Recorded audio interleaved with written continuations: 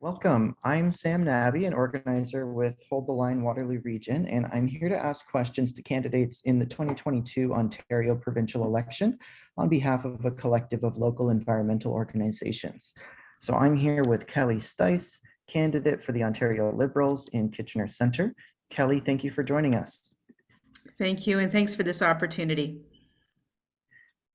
All 8 municipal governments in Waterloo Region have committed to the Transform WR strategy to reduce greenhouse gas emissions by 80% by 2050, with a 50% reduction by 2030. How will you, as a local representative, help our communities and businesses achieve this goal? Absolutely. So I think, when you provided that question to me, I really took it as how will I do this? And because, we certainly have a commitment to reducing a 50% reduction by 2030. But there's a few things that I've done. First of all, I started off an environmental committee. I'm the president of the Waterloo Rotary Club. And the environment and climate change became a pillar of Rotary International. And so I thought it was really important that we had a local committee at our club. And so I established that. I've also been a member of the Waterloo Advisory Committee on Active Transportation and paying attention to, it's about environment, but active transportation is key to creating a positive, a good, clean environment. In addition to getting prepared to be a representative of the Liberal Party, I did have an opportunity. Tim, I say I'm at 1 minute, but I've done some homework and connected with people, and I look forward to doing that again. Thank you. Next question, how will your party commit to meeting the target of protecting 30% of Ontario's lands and waters by 2030, in keeping with Canada's international commitments? So our commitment is to designate 30% of land as protected areas by 2030. We also have a commitment to plant 800 million new trees over the next 8 years. And it's an area that I'd love to see. How can we partner with some of our local service clubs and organizations like yourself to plant some new trees? I mean, what a great community building project. And we are committed to expanding the Greenbelt and create 5 new provincial parks. Just to follow up on the Greenbelt, the Paris Gulf moraine has been excluded from the current government's Greenbelt expansion plans. Would you include it? You know what? I would take your advice. I mean, that's kind of what our job as politicians is to hear from the community and say, if that's missing, how can I, as your representative, advocate for the inclusion of that in our plans moving forward? All right. The next question, amid a booming housing market, how will you ensure that we have an adequate supply of mixed multi-use housing and complete walkable communities so that new home construction is done sustainably and affordably?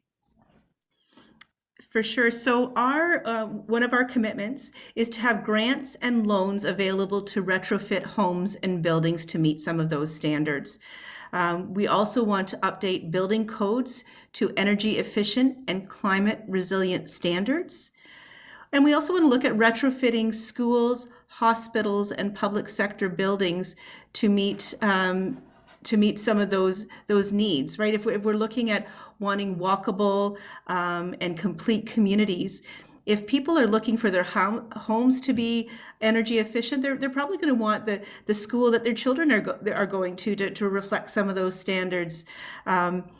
And also, I'm excited too that our government has introduced $1 a ride province-wide, and looking at encouraging and promoting ways for people to get out of their cars and to get on transit. We've got a lovely Ion, right? You can ride the Ion and experience Waterloo Region in such a great way.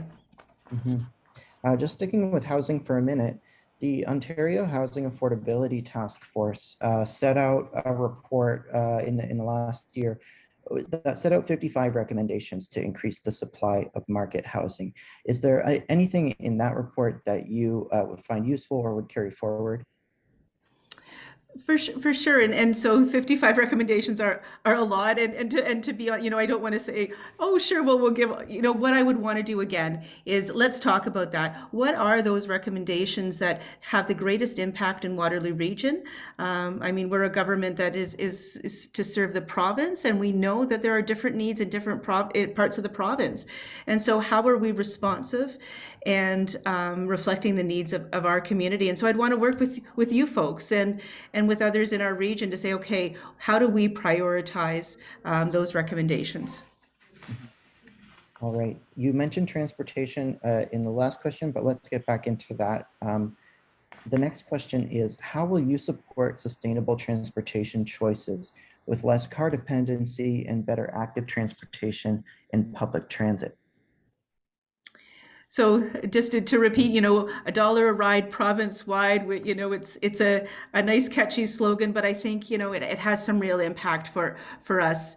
And even, how does it impact people's daily lives? I chatted with a gentleman who's on on disability support. And he shared that his father, he lives in Kitchener, his father is in a home in Guelph.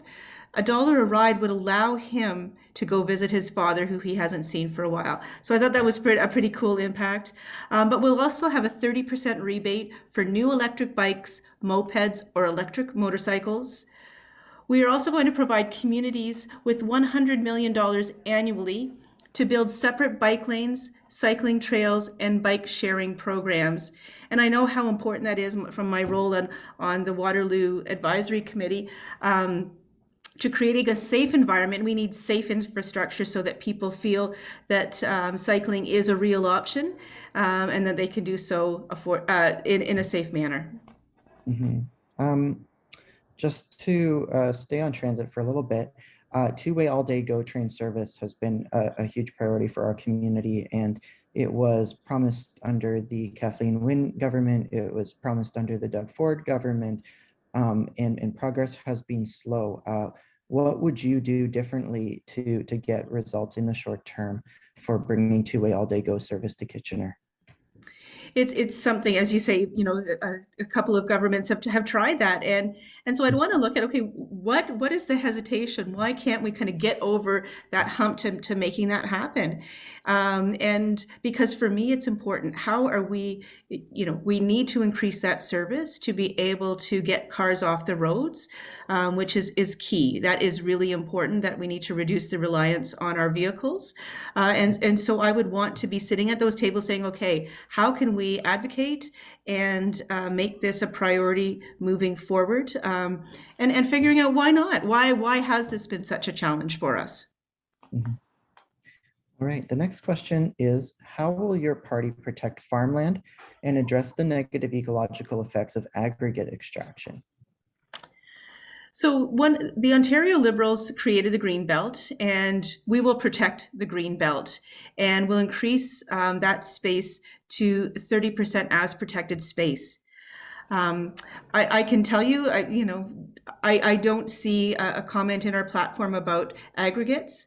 But what I do know, in meeting with the mayors of Cambridge, Mayor Catherine McGarry, and the mayor of North Dumfries, Sue Foxton, that is a real issue in our community. And if elected, I will make sure that I have a great understanding of what that means and how do we work together as municipal and provincial governments to make sure that we're protecting our lands and managing the development of those aggregate areas.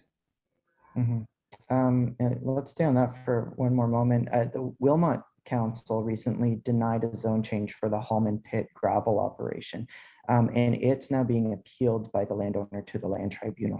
So do you think the province's rules on mining should be tightened? I think so. I think we've strayed from being responsive to the needs of communities at the in favor of these big businesses that are coming in and extracting resources. We need to have more control over what's happening and be able to influence and direct what is important for Ontarians. Okay, a final question here. What are you prepared to do to help ensure that Indigenous people, women, people of color, and other marginalized groups that are most often disproportionately affected are prioritized in the needed solutions to our environmental crises? So I look at this in two ways. I look at this as to, what is our party doing, but also what do I do personally? What is my personal commitment and call to action? So as a party, are committed to applying an climate equity lens. We are also looking to, when we expand and look at conversations about expanding the Greenbelt, we are doing that in step with local farmers, but also the Indigenous communities, and we can't do that without them. But I also, in my work for the last 20 years at the city, it's been important to me that we have had diverse voices around the table. I was pleased to be a member of the Mayor's Task Force on Diversity, Equity, and Inclusion. I also led a diversity committee for our community centers because it was so important to me that we talked about, making sure that our programs and services were reflected. Okay, and one follow-up to this on uh, Indigenous sovereignty. So Kitchener Center is located on the Haldimand Tract. Six Nations elected council and the Haudenosaunee Confederacy chiefs have announced a moratorium on development, 10 kilometers on each side of the Grand River. How do you respond to their demands and work with them as an MPP? So I would build upon my existing relationships with the Indigenous communities and continue to have those conversations. It's not an overnight, you launch yourself into an office with people. It's about developing a relationship, and I'm proud to have developed relationships with the Indigenous communities in Waterloo Region. But also, it's about individuals, but also the communities here. And I look forward to continuing to do that, to have conversations, to respect the sovereignty of our land. Okay, well, thank you very much for your time, Kelly. That's all the time we have. We appreciate you coming to have this conversation with us. All right. Thank you, Sam. And thanks, Tim, so much. I appreciate it.